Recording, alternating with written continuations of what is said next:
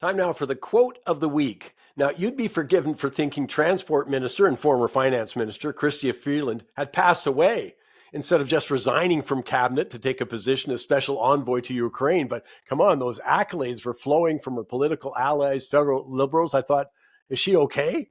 Well, I'll leave it to you to wade through all of that. But I want to bring to your attention rather three head scratching quotes from Miss Freeland that deserve an explanation, but of course we'll never get one.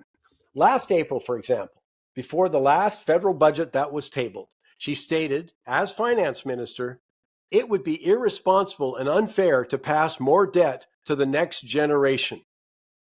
Well, whatever happened to that sentiment? I mean, since that time, the federal liberals have added hundreds of billions in debt, actually. I mean, the deficit this year alone is going to be 80 to 100 billion. Yeah, I'd agree with her. It was irresponsible and unfair to pass that debt on to the next generation, but they're doing it. Okay, I got another for you. And it sums up Canadian politics, I think, very well. Political expedience and partisan gain over sound economic policy.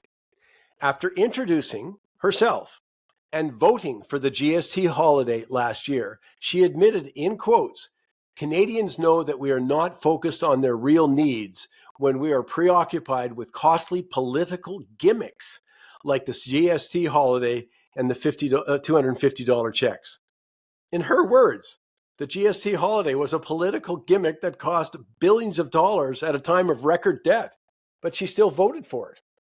And finally, she was a major player in cabinet, the finance minister, when tens of billions of dollars were spent on green policies, when hundreds of billions in lost economic opportunity with postponed or canceled fossil fuel projects. I mean, there was tens of thousands of jobs involved, billions in government revenues because of the Liberal government's ideologically based opposition to fossil fuels. But at the same time, she admitted to the Financial Times in London, in quotes, even if all Canadians stopped emitting carbon, we wouldn't move the dial. I mean, that's the very definition of money for nothing. But of course, I don't think I'm allowed to mention any of this.